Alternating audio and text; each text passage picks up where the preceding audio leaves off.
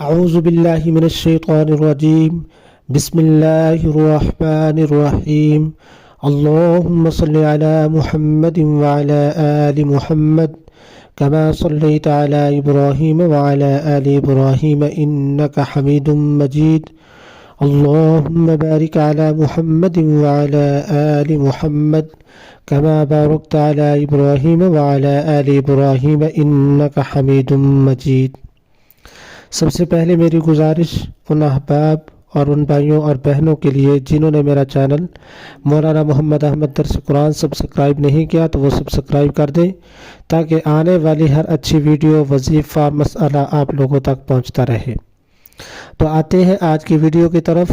تو آج کی ویڈیو کا ٹاپک اور عنوان وہ رزق کا مسئلہ قرآن مجید سے حل کرنا، اس لیے کہ اللہ پاک نے قرآن مجید میں ارشاد فرمایا، قرآن مجید ہدا بھی ہے شفا بھی ہے۔ جو بندہ بیمار ہو، جس مرض کے اندر مبتلا ہو، اللہ تبارک و تعالیٰ نے ارشاد فرمایا قرآن مجید شفا ہے۔ دنیا کی ہر بیماری کا مسئلے کا حل قرآن مجید کے اندر ہے، دنیا کی ہر پریشانی کا حل قرآن مجید کے اندر ہے۔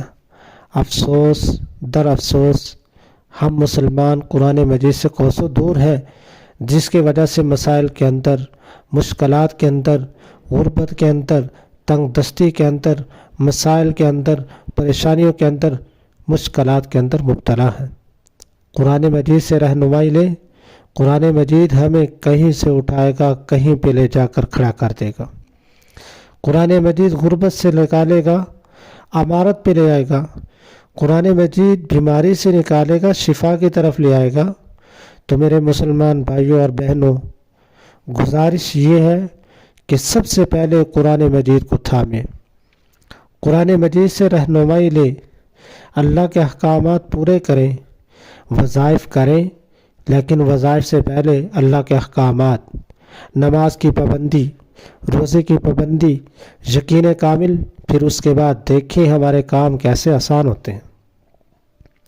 تو آج کی ویڈیو کا ٹاپک اور عنوان وہ ہے ایک وظیفہ اور ایک ایسی تسبیح بیان کرنا جس کی وجہ سے ہمارے رزق کے تمام مسائل حل ہو جائیں گے۔ اللہ پاک نے وہ قرآن مجید کی ایک مختصر سی صورت ہمیں عطا کی، اور اللہ پاک نے اپنے نبی کو بھی ارشاد فرمایا کہ میں یہ تمہیں تحفہ دے رہا ہوں۔ تو میرے بھائیوں اور بہنوں، وظیفے کو اچھے طریقے سے سمجھنا اور سماعت کرنا ہے، اور اس کے کرنے کا طریقہ بھی اچھے سے اور غور سے سننا ہے۔ وظیفہ کیا ہے؟ وظیفہ قرآن مجید کی 30ویں پارے کی نہایت مختصر اور جس کو قرآن مجید کی سب سے چھوٹی صورت کہا جاتا ہے، اس کا وظیفہ کرنا ہے۔ وظیفہ کرنے کا طریقہ کیا ہے؟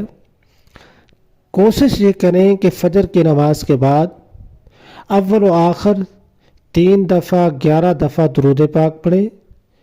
11 دفعہ پہلے درود پاک پڑھ لیں، یا 3 دفعہ پہلے درود پاک پڑھ لیں اور 3 دفعہ آخر میں پڑھ لیں۔ اگر 3 دفعہ شروع میں پڑھا تو 3 دفعہ ہی آخر میں پڑھیں۔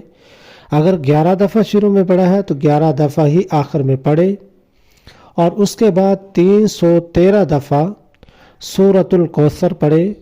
انشاءاللہ تعالی یہ ایک تسبیح ایسی تسبیح ہے جو آپ کی زندگی کے مسائل کو حل کر دے گی، رزق کی پریشانی کو دور کر دے گی، آپ مالا مال ہو جائیں گے۔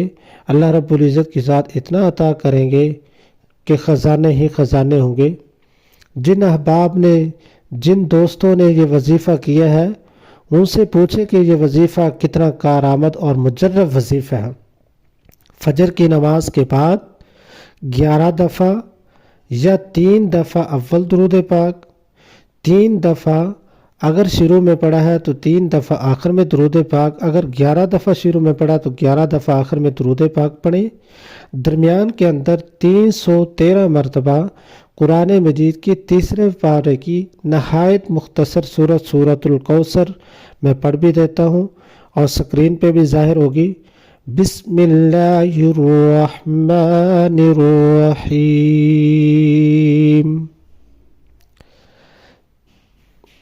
إِنَّا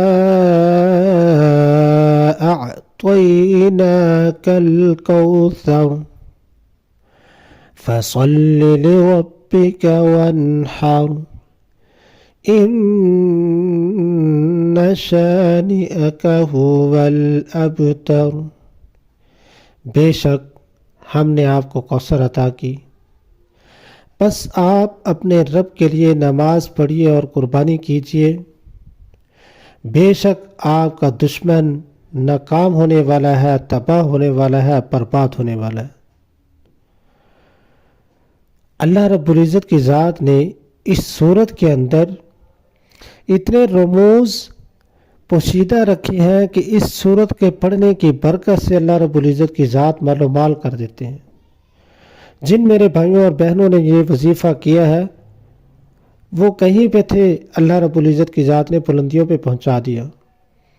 سب سے پہلے ہماری اللہ رب العزت کی ذات سے دعا ہے کہ اللہ رب العزت کی ذات کسی کو بھی غربت تنگ دستی کے اندر مبتلا نہ کرے، سارے میرے بھائی اور بہن خوشحال ہوں۔ اور آخری میری گزارش، چینل کو سبسکرائب کر دیجئے گا اور شیئر بھی کر دیجئے گا اور کمنٹس بھی کی دیجئے گا۔ ہو سکتا ہے کہ اللہ رب العزت کی ذات کسی کی دعا اللہ رب العزت کی ذات کسی کے حق کے اندر قبول فرما لے، اس لیے کہ حدیث میں بھی آتا ہے کہ غائب کی دعا غائب کے لیے قبول ہوتی ہے۔ تو ہو سکتا ہے کہ کوئی بھائی دعا کے لیے کہے اور کوئی آمین کہہ دے تو اللہ رب العزت کی ذات اس کے سارے مسائل کو حل فرما دے اور اس کی دعا کو قبول فرما دے۔